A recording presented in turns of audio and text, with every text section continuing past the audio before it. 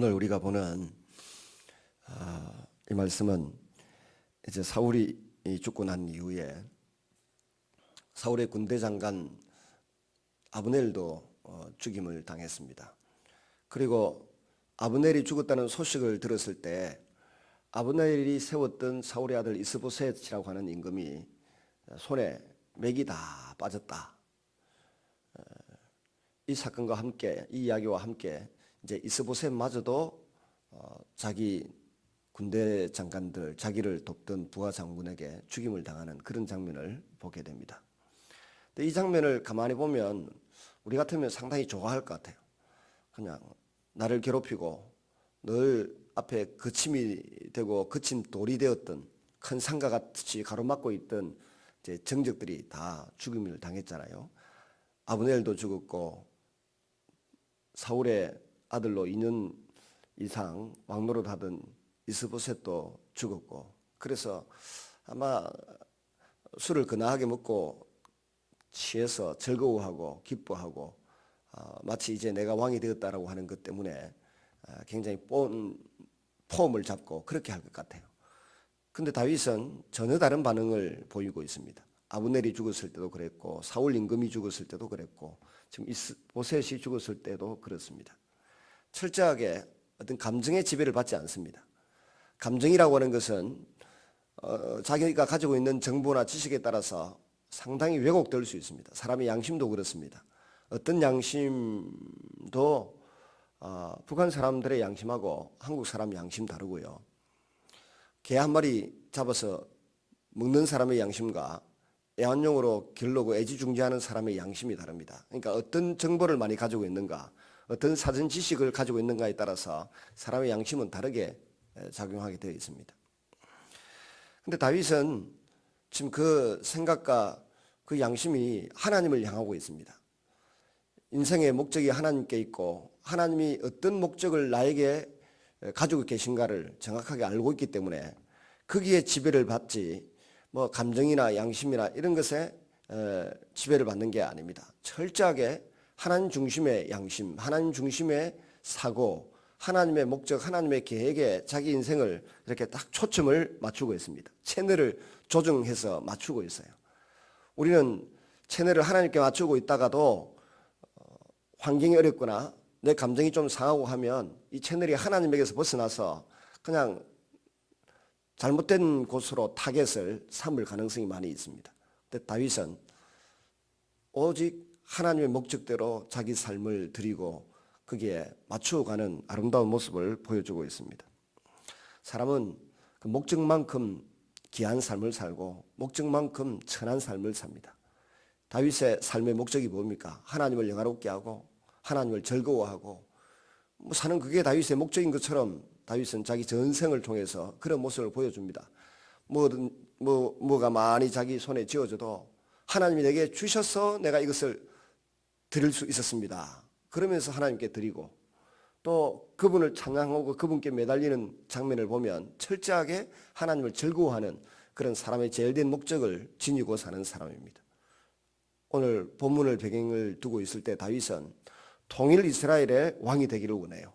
그 통일 이스라엘의 왕이 되려고 하면 사울을 좋아하고 사울을 따르던 사람도 품에 안아야 돼요.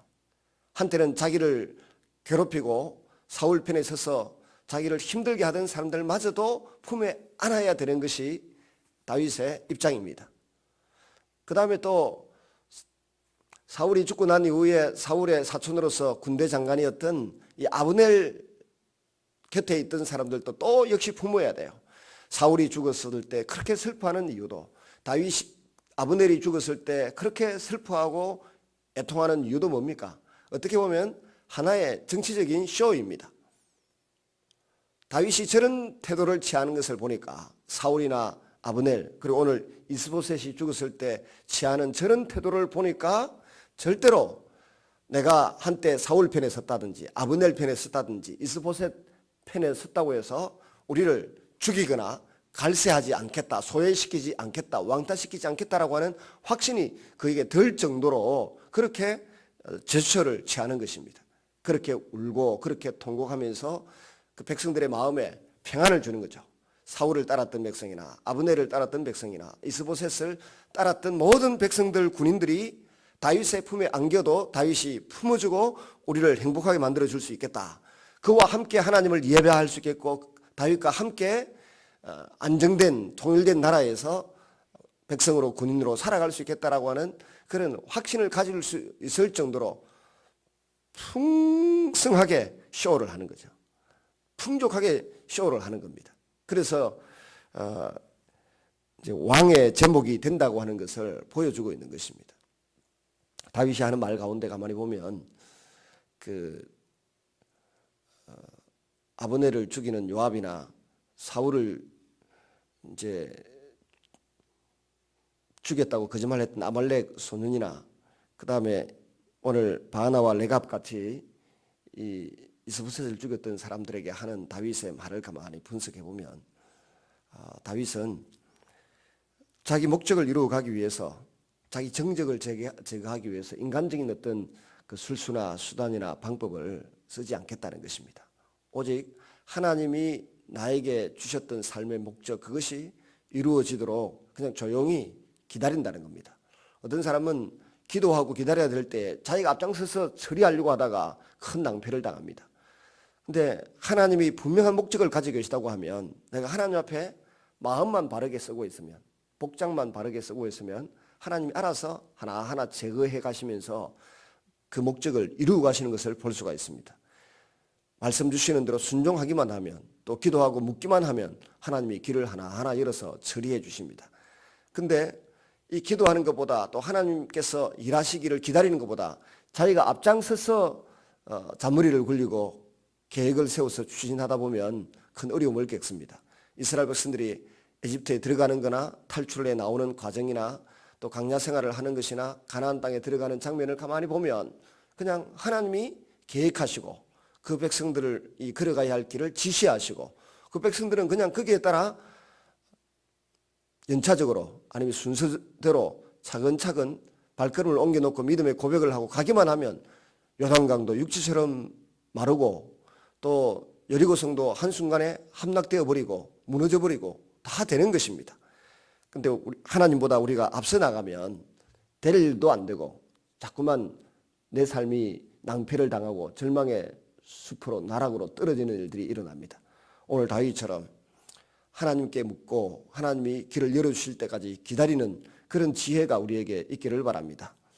그것은 내가 내 인생을 내 마음대로 주관할 수 있다라고 주도할 수 있다라고 생각하는 불신자들과 달리 우리는 내 인생을 하나님께서 열어주시는 대로 순종하며 따라가겠습니다. 내가 계획하고 기획하는 것보다 하나님이 계획하시고 기획하고 있는 그 내 인생의 크기가 훨씬 크고 아름답다라고 하는 것을 바라볼 수 있는 그런 눈이 오늘 아침에도 열리기를 바랍니다. 어린아이가 사탕 한 줌 쥐어봤자 몇 개 손에 쥐겠습니까? 그러나 그 어른이 엄마나 아빠가 사탕 한 줌을 쥐면 2배, 3배로 쥐어서 그 아이 호주머니에 넣어줄 것입니다.